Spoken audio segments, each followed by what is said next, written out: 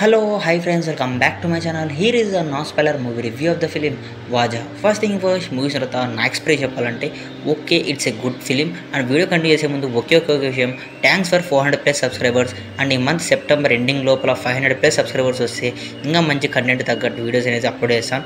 So please like, share and subscribe to my channel. Let's dive into the video.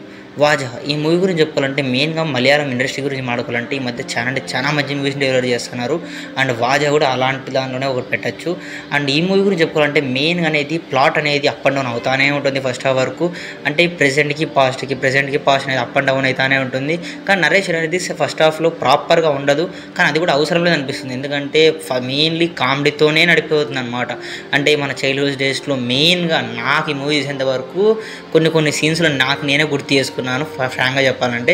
Okay, interval bank is a good point. And second half అంతా కూడా unemployment గురించే movie అంతా run చేస్తారు. Second half it's a good. And మెయిన్గా last 20 minutes scenes అయితే ప్రతి ఒక్కరి లైఫ్లో ఒక 3 friends ఖచ్చితంగా ఉంటారు. వాళ్ళ తల్లిదండ్రులు అనేవాళ్ళు అంటే పేరెంటింగ్ అనేది లాస్ట్లో 20 minutes ఎమోషనల్ టచ్ ఉంది. మెయిన్గా నాన్నతో బాండింగ్ ఎవరికైతే సరిగ్గా ఉండదో మెయిన్గా వాళ్ళకైతే చాలా ఏడ్చేస్తారు. అబ్బా ఆ లాస్ట్ సీన్కి అయితే చాలా బాగా రాసుకోవడం జరిగింది. అండ్ అక్కడ యాక్టర్స్ ఎవరైతే బిహేవ్ చేసినారో వాళ్ళందరూ అయితే టూ గుడ్ అసలు ఏం పెట్టకూడదు వాళ్ళ పేర్లు. అండ్ ఇది ఫ్రెండ్స్ పరిస్థితి. అండ్ ఈ మూవీలో కూడా చాలా మైనస్ పాయింట్ కూడా ఉంది. ఆ మైనస్ పాయింట్ ఏదంటే ప్రెజెంట్ ఏదో, పాస్ట్ ఏదో, ఫ్యూచర్ అనేది ఈ మూవీలో అయితే అసలు అర్థం కాదు. నరేషన్ అనేది ప్రాపర్గా ఉండదు. ఇట్స్ ఓకే కానీ అట్లా వెళ్ళిపోతూ ఉంటుంది. అదొక్కటి కొంచెం చూసుకోలేదు వాళ్ళు అంతే.